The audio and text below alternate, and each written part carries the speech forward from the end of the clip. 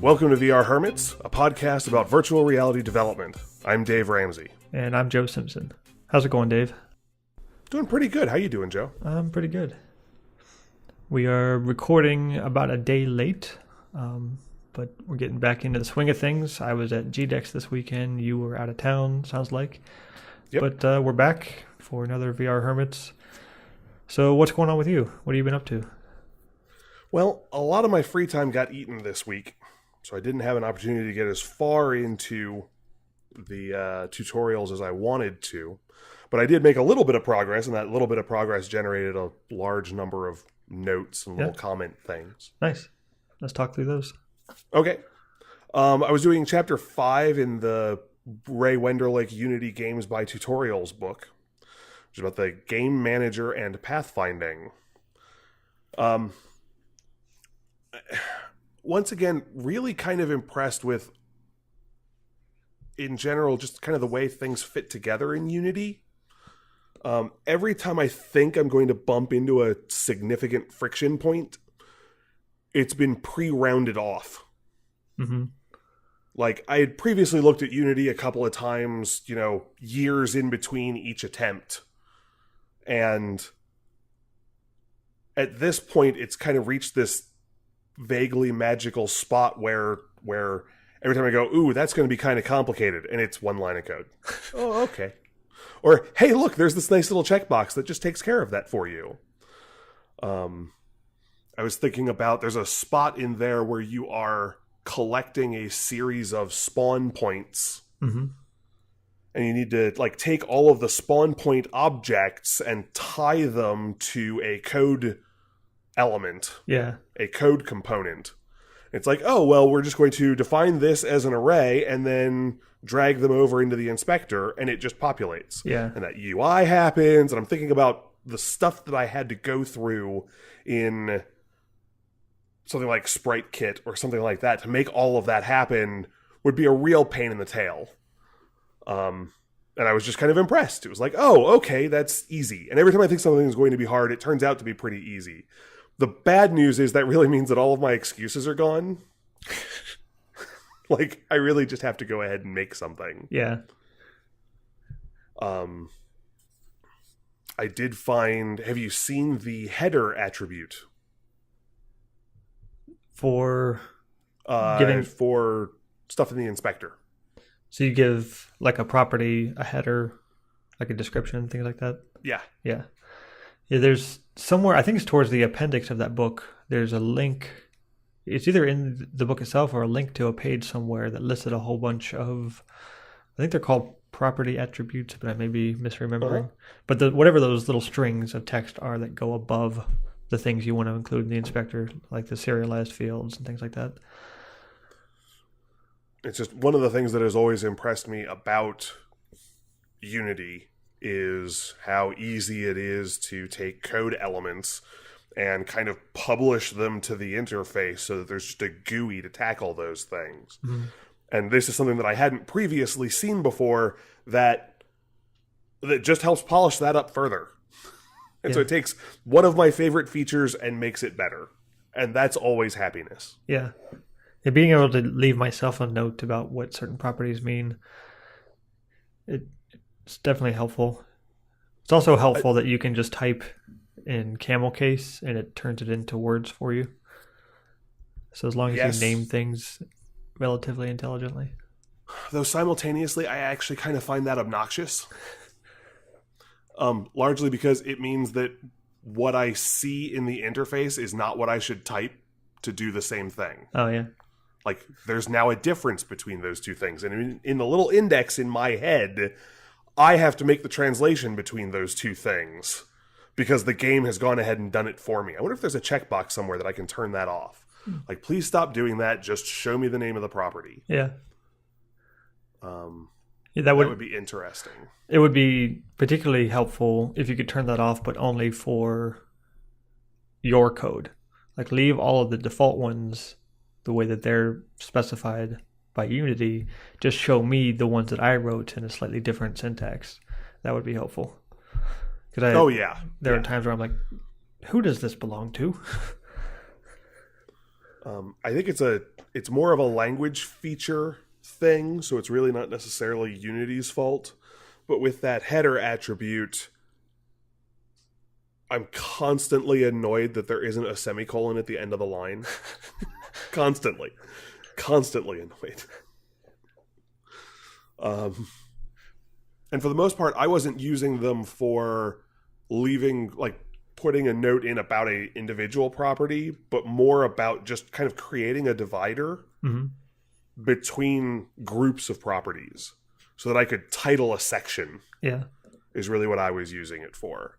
Like, these are all object references. These are all, in-game constants, for lack of a better term, even though they're not constants. But it does make you think about what order you dump all your variables in. You can't just throw them at the top of a file and leave them. Yeah, and I have a tendency to group them, but I have a tendency to group them ideologically. Yeah, me too. And I'm not sure that that's optimal here from the example that I was just talking about. Like, oh, here are all of my object references. I would normally put, like, if I was dealing with, okay, this game spawns aliens. Well, here's the reference to the alien prefab, and then here's the max number of aliens, and here's the spawn rate, and all of that stuff would kind of all go together. And yeah, welcome to the fun of organizing stuff in code. Because now that I'm thinking about it and breaking that down in my head, it really isn't going to hurt me to have that prefab reference right there in that block.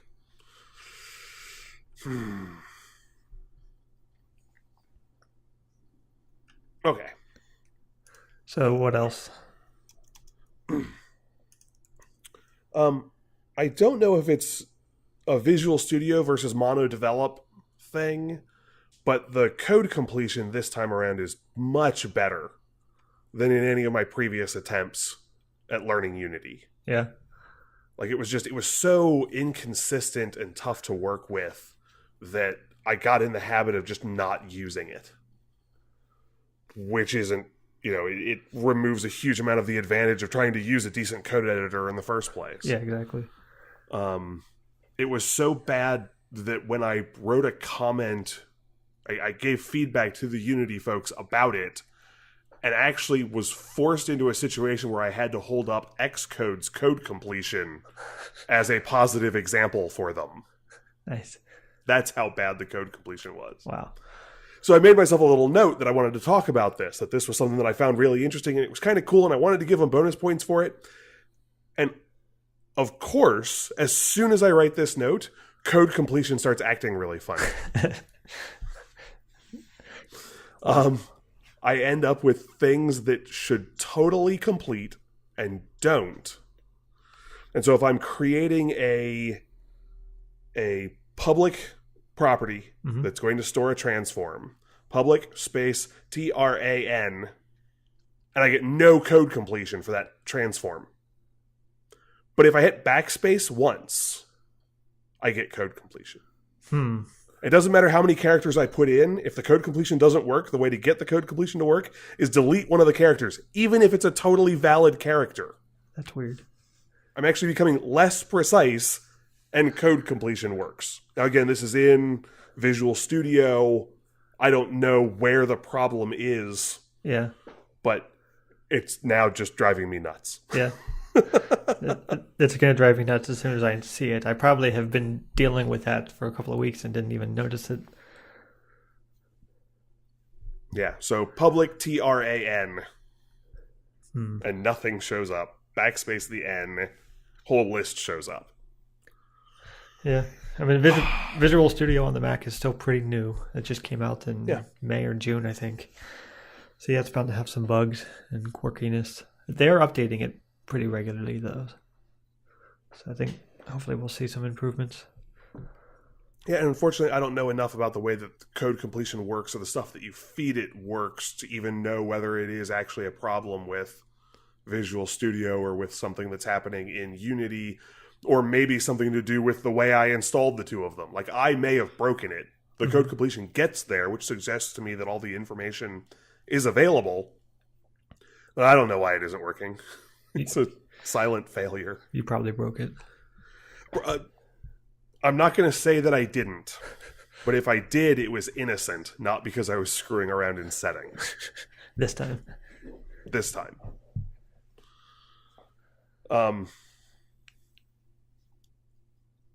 So as I'm going through this tutorial, at one point I make a game manager object in the hierarchy, and then I add a script to it, a script component, and tie that to a new script called game manager. And for some reason, that game manager script gets a different icon. Yep. That is kind of a reserved word for a script. There's a bunch of those that will show up with little gear icons. There's a page somewhere in the documentation that has a list of them. There's also special folders that you name a certain way that have kind of secret attributes.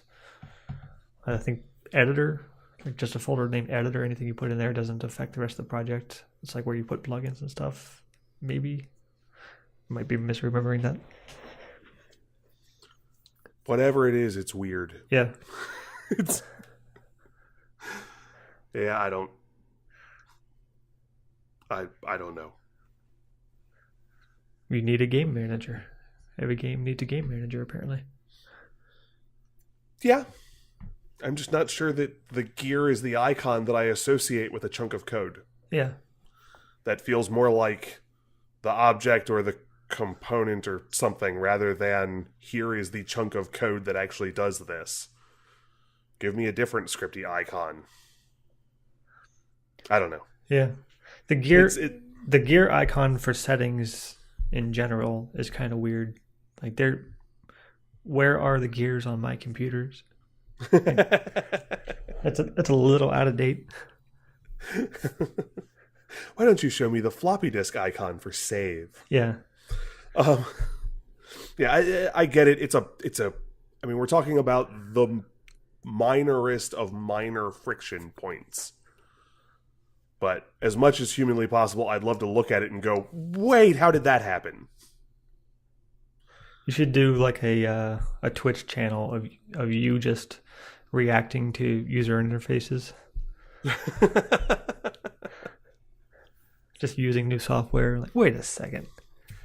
Like scratch your beard a little bit. Get frustrated and walk away. That happens a lot. We'll first episode will be Blender. Yeah. Yeah, good luck. First, second, third, and fourth episodes will be Blender.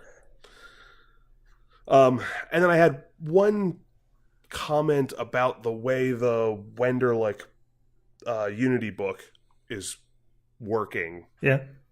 The Sprite Kit book favored kind of semi-long, kind of paragraph-length code chunks that would have comments. Yeah. And then after that, they would go through and explain what each of those chunks did. And in a lot of spots so far, and again, I'm only at chapter 5 so far, the Unity book likes telling me line by line what to do. Like, insert this line, now insert this line, and now insert this line, and each time it'll tell you what that particular line does, which is nice for knowing exactly what line they're talking about when they're describing what a particular line does. But then you're dealing with like, okay, now put this right after this part, or just inside this set of brackets, or the instructions that they have to give you to make the code look right are a little circuitous. Yeah, it makes some extra content that they have to write. It also just takes up a lot of extra formatting because each one of those code blocks takes quite a bit of space on page. So yeah, I can see what you mean. I find it a little bit easier, particularly if I did something wrong and I have to go back and fix it. It's nicer to have the big chunk of example. Now, I've theoretically got that because they've got all the code examples from every chapter, so I could pull up one of those and look at it. But I like kind of being in code editor and book mode. Not code editor, code example, code other thing, and book mode. That's a lot of stuff on screen at once. I found this format a little bit easier to work with this time because I was typing in all the code as I went. So I just had the PDF on one screen and Unity and Visual Studio on another, and just typing everything in. So the line by line thing, even though it was technically more content, because of all the explanations, it seemed easier for me to wrap my head around to, type in 1 or 2 lines of code as opposed to 12 or 13 at a time. Yeah. No. It's the only spot where it gives me a little bit of friction is when I'm not 100% sure that I inserted the line that they just told me to insert in the exactly right place. Yeah, there's a lot of that. Right. And so, it's a tiny friction point, but it's kind of all over the place. So they go, insert this line. Exactly where? Okay, I'll put this here, and then I'm kind of looking at the code, trying to understand what the new code does in the context of the old code. And okay, yeah, I'm pretty sure it does go inside this if rather than outside this if. And they've got little indicators to try and help you do that, but it's just trying to round off the edges on the friction points, not actually just removing the friction point. So we've talked about the fact that we like the voice of these books, their sense of humor and the way that they tackle problems, and I'm liking the amount that I'm getting done for the quantity of code that I'm writing and the amount that I'm learning. This is all really great. So I got to kind of poke them for the parts that I'm not 100% thrilled about. Mm-hmm. Yeah. Understandable. So yeah, I'm just barely edging into the part about pathfinding, which I haven't quite gotten far enough in that to have any idea what I'm looking at yet. Yeah. I'm mostly flipping the switches they tell me to flip and hoping that it's going to come out. Mm-hmm. It doesn't entirely help that I actually understand how pathfinding works. So I've read like a bunch of articles on game AI and writing pathfinding systems and stuff like that. Yeah. But trying to connect that with what I'm doing in the Unity interface is a little rough right now. Well, yeah. What you'll do in this book, you're not going to be writing any pathfinding code. You're going to be implementing Unity's pathfinding code, mm-hmm.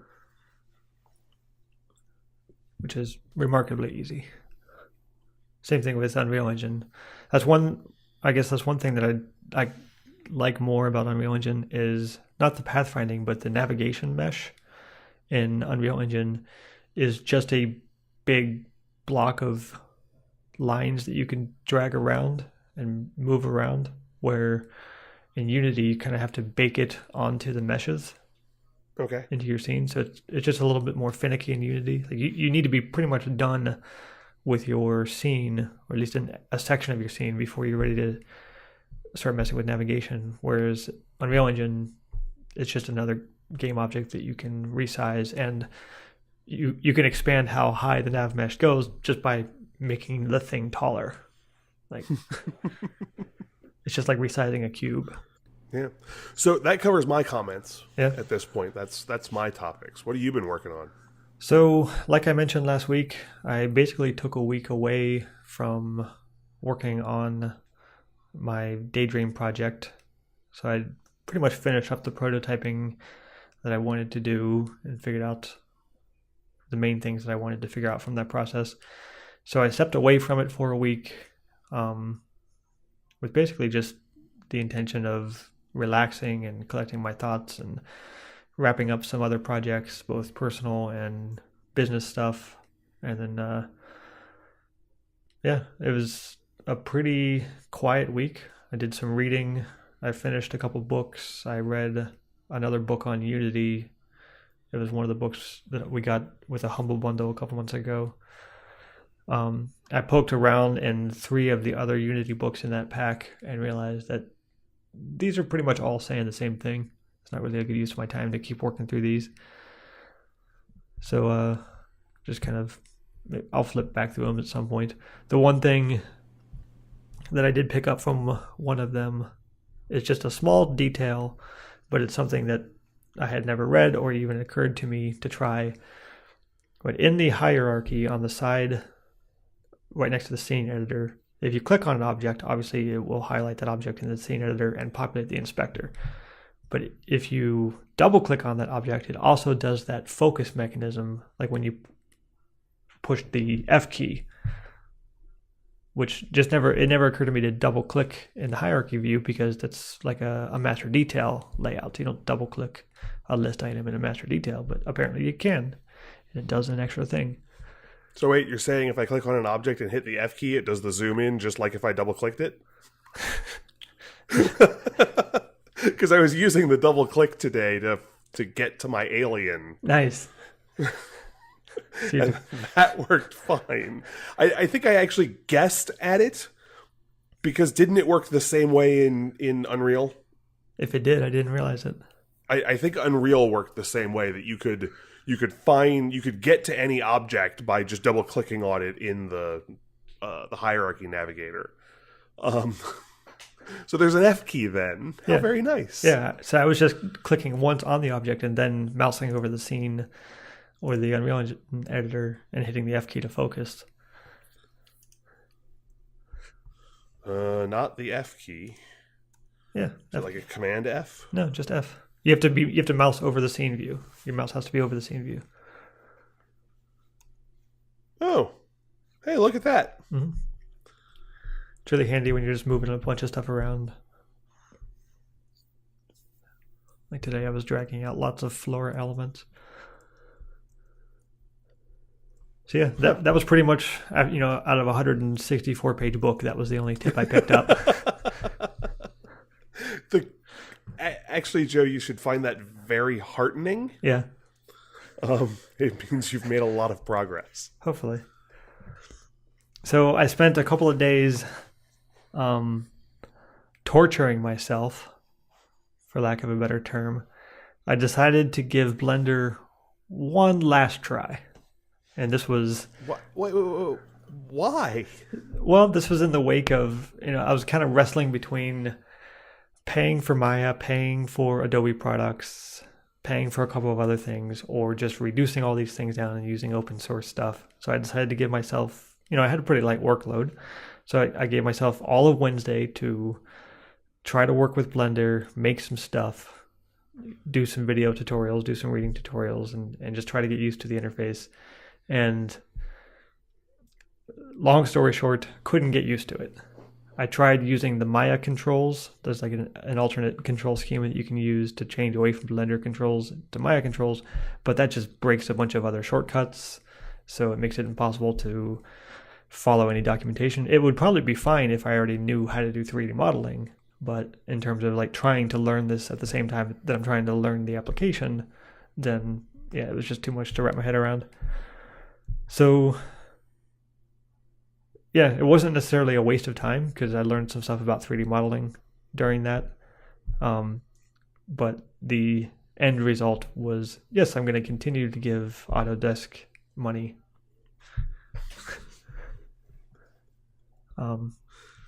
It just gets me so much more. And I guess that's the other thing. I had been thinking of them as kind of having roughly the same feature sets, but Maya seems to get me a lot more as well. And just the tools are better and easier to use. And just how customizable it is seems to be really easy to use. So I'm going to stick with it. Joe, one of the real advantages of letting you get further ahead of me in this kind of educational path is you get to step on all the landmines for me. Yeah. I'm used to, for the record, this relationship usually works the other way around.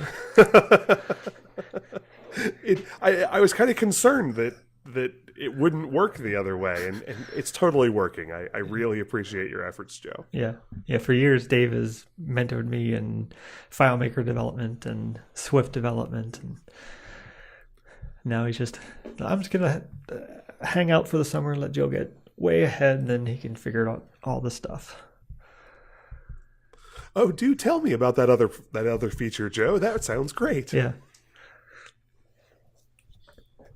So yeah, it was a nice light week of work. I spent a good chunk of time playing some games and finished up some podcasts and some shows and just got a lot of stuff off my plate, and to the point where I don't really like to have a lot of mini projects in the GTD sense on my plate as I work on a big software project.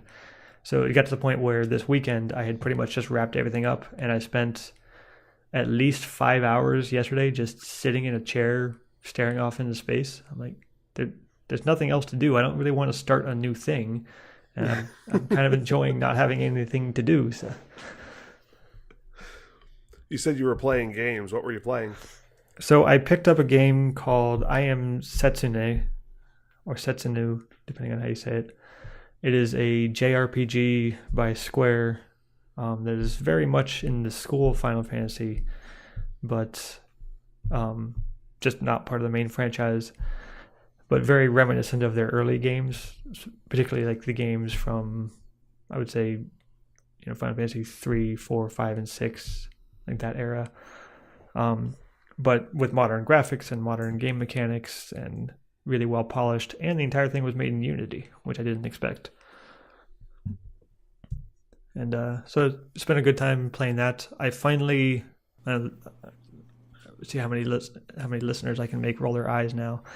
It's 2017, and I finally played Journey, which has been out for like a really long time. I don't know. I got that yesterday. And it was a relatively early PS3 game. Yeah. So, yeah, it's been out for a while. Yeah. I skipped that entire generation, and I just got a PS4 last year, so just a ton of games to catch up on.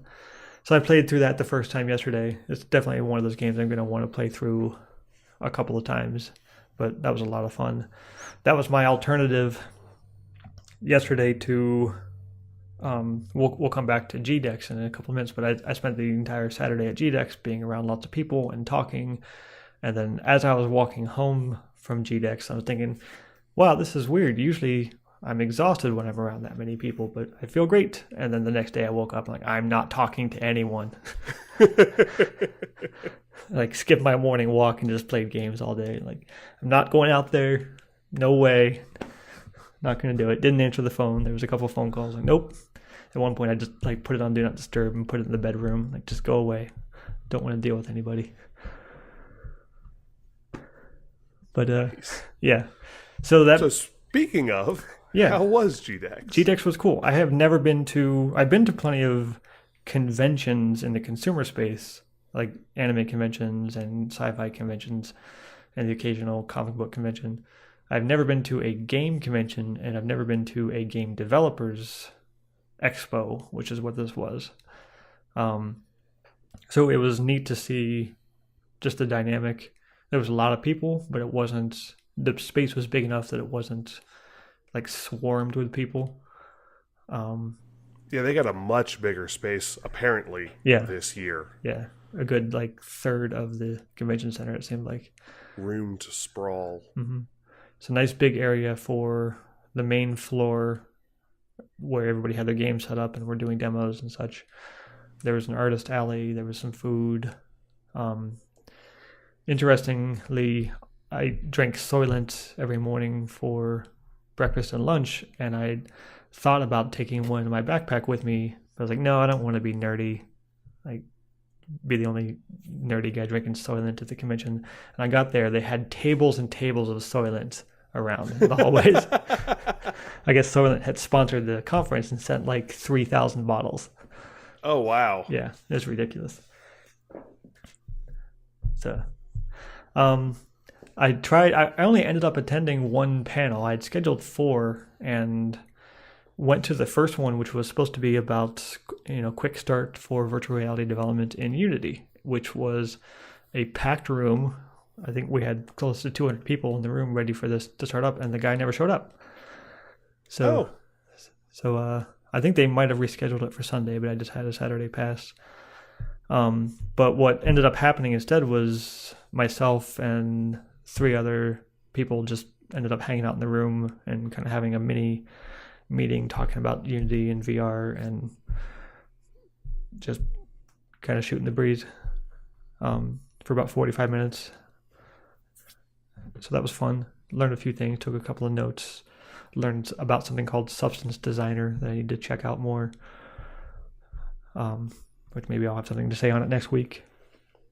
And I also learned about VRTK, which is a toolkit of assets that you can use for VR projects. They've got some Daydream features, but it's labeled as experimental, so I'm kind of on the fence about whether or not I should even get started with it. But it's just a pack full of shortcuts and scripts to get you over some of the hurdles of VR development. So it's worth checking out.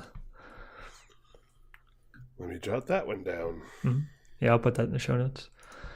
And then I went to a panel called, I forget the exact name of it, but it was about misconceptions of game development by Jillian, who runs and works with the user group we go to, COG.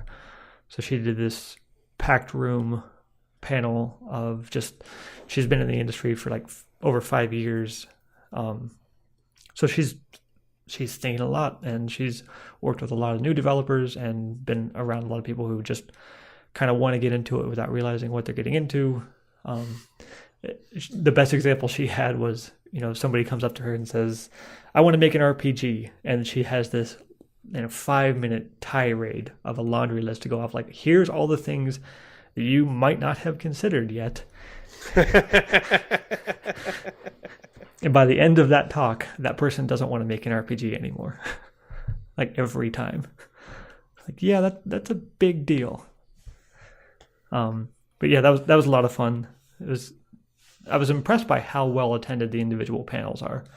I guess I'm kind of used to anime conventions where the panels are just kind of a side thing, and the showroom floor is where all the action is. But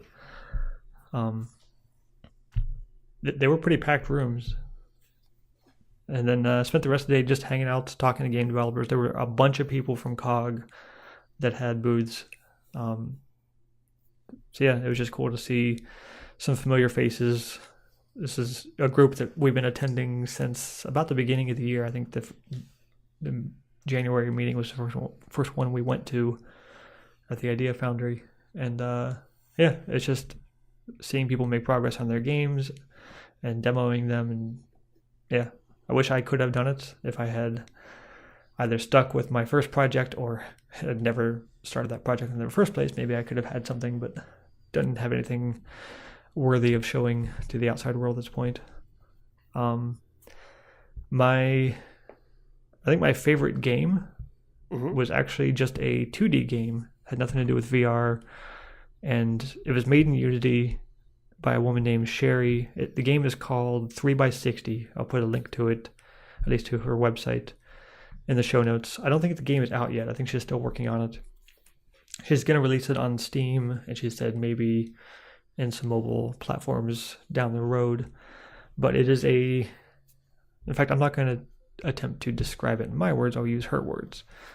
3x60 is a game about collecting at least 180 glowing green circles. The catch is you're a slightly larger non-glowing white circle, and the only control you have is the ability to jump upwards at any time. The only way to move side to side is to strategically bounce off the walls and occasionally something else. So if you look at her website, you can see a couple of GIFs kind of demoing the main gameplay. But basically, you decide side to side where you're going to drop the ball. The game has gravity, and there's some spikes at the bottom. If you hit the spikes, then you die. The spikes go away when you collect the 3 green balls for that level. And so at the beginning of the level, you need to decide where you're going to drop the ball from. If you drop it onto something flat, there's no way to beat the level. You're just going to bounce eventually. So you drop it on something sideways and hope you can get a bounce around. And then you can jump at any point, including jumping in midair. So you can just kind of control the gameplay that way. So it's like a one-touch game, but really well polished. She's got like 60 levels. I'm not sure if they're all done yet, but she says she's launching with 60 levels and just a ton of stuff. It's very well designed, and the thing I like about it, I'm a big fan of games that don't use any language. So there's no tutorial, there's no words anywhere. It just kind of teaches you how to play itself. With really easy levels at first, and then levels start to span off screen and the whole camera pans over a screen, things like that. So really well designed. It was a lot of fun. I ended up playing through like 12 levels before I made myself stop. Like, I don't want to ruin the whole game. I'll get it when it comes out. Yeah, that was probably my favorite. There was a ton of other really cool stuff there as well, but for some reason that one stuck out to me. Sounds cool. Yeah. So one thing I did last week, as I was reading lots of books, I've been reading a couple of books on game design not technical books as in working in Unity or Maya, but prose books about game design as an industry and things like that. So these books are really expensive. I think the average price I was seeing was around $40 or $50, and one link kept coming up in my Google searches when I was comparing prices, and it was a link to Safari Books Online, which is the O'Reilly people, and they launched a reading / audio and video subscription service recently. For $40 a month, you can read all of their books either in a browser or with their mobile app, and basically just what's on the tin. You don't get to keep the books, but they've got a built-in highlighting tool and a place to take notes and things like that.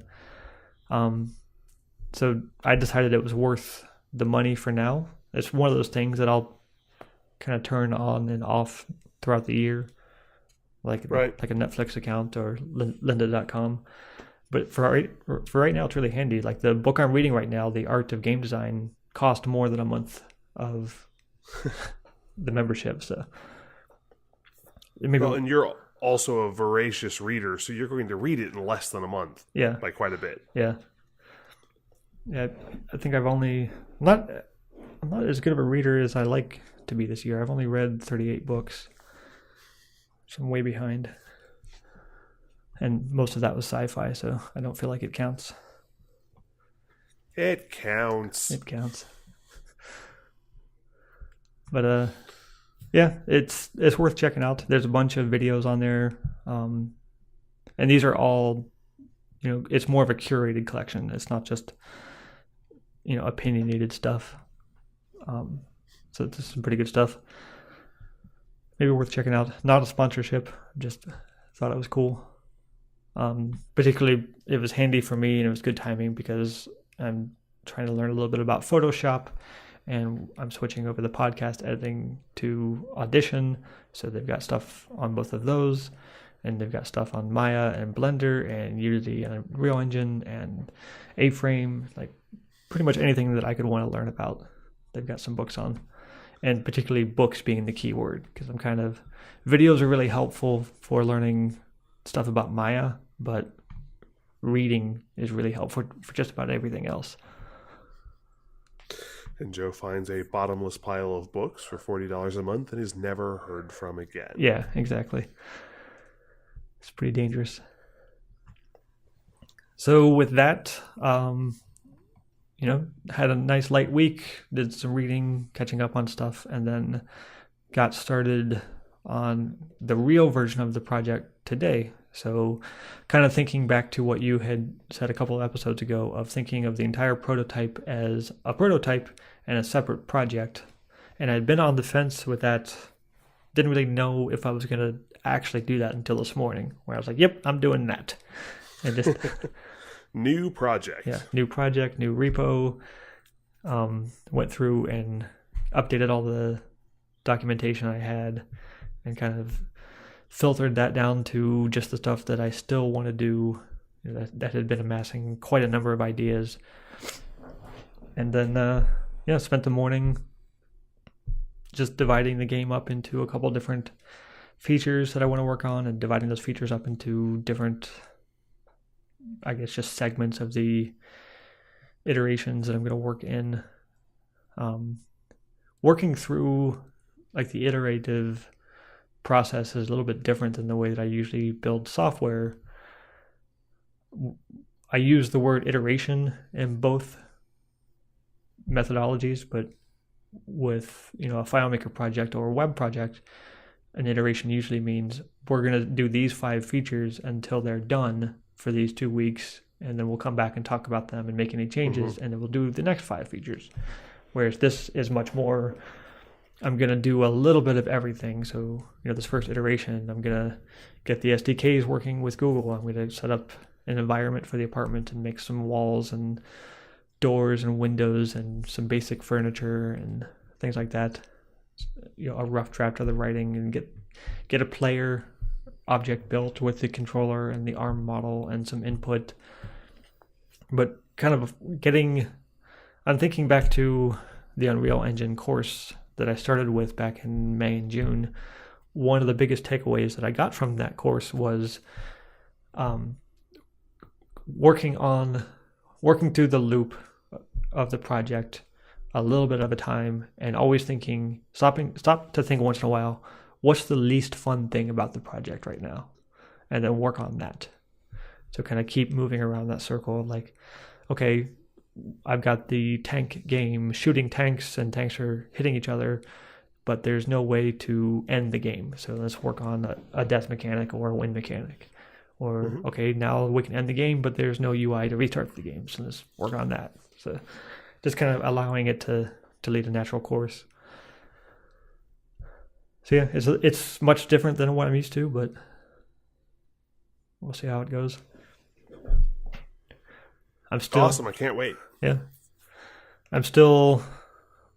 There's a part of me that still wants to make 3D models for every single thing in the game and do it all myself. But there's another part of me that questions how realistic that is to get this out in a reasonable time. So there's definitely going to be, for now anyway, I'm using some assets to block everything out. And I found yet another low poly asset pack today that actually has, the other packs that I have had pretty good walls and not that great furniture, or maybe some of the furniture was okay, but not that great of other things. I think the couch was the standout thing last time, like this horrible blocky couch. The pack I found today has really good furniture and household items and really bad walls. Do they mesh well? Yeah, they do. Nice. And cool. The thing I like about this one is the materials aren't all really weird. Like, they're easy enough for me to make my own materials with them, where the other ones were mapped out into some kind of color map, or I think that's what it's called. It's not clear to me how these objects, so say you drag a kitchen table out of the asset pack and it's got a material applied to it, but it's just a color map, and I have no idea how this color map is mapped to this object, and it knows which color and which texture to apply to this thing. It's really baffling. Like, there's 1,500 assets using the same material. Like, I just don't understand what is driving that. So this pack I got today has much more separated materials, and I can kind of customize things myself and load the models into Maya and work through the UV workflow and make my own materials and textures with them. And even change them much more easily. So yeah, that's what I'm working with for now. Just trying to get a basic scene built up today and tomorrow so that I can start working on the player stuff with, I've obviously got to implement all the Google VR stuff into the scene, build the ARM model for the player, attach the camera, and then get the input controls working, which is, half a day's work right there. And then start working on the character. The character itself, that's one area where I may end up spending a lot of time in Maya, because I've got the character pack that I bought a while ago, and I may still end up using that, but I have a completely different thing in mind that doesn't look like anything that I can find anywhere. So I think I just need to make it myself. It's a simple, silly looking thing, and that's the idea. So I don't think it's going to be incredibly hard to make, but it's just going to take me a lot of goofing up and messing up to actually make it go. And then I've got to actually rig it and do the animations and things like that before I can even get it in Unity. So I think what I'm going to have for a character a good part of this week and next is just a cube. Awesome. Kill the cube. Yeah. Maybe I'll put like a Borg material on it. No. I really don't want to comment on that particular topic without ruining what it is, the secrecy of what it is you're working on. Yeah. It's not too secret. It's just not ready to show off yet. It's not for me to reveal that. So yeah, that's pretty much all I have today. Just kind of getting back into the groove of things this week and working on the stuff as much as I can. Sweet. I need to do some more learning. Yeah. Yeah, it sounds like you're getting to the point where you talked a couple weeks ago about there's always a point in the course material where you just can't work on the course anymore and you've got to go start making stuff. And it sounds like stuff is starting to click for you pretty quickly the more you get into it. Yeah, I'm still learning at a high enough rate that I'm being strung along. Like I'm starting to feel like I could actually make something, but I also have this sense that there is so much more that I would want to learn before I got started. Yeah.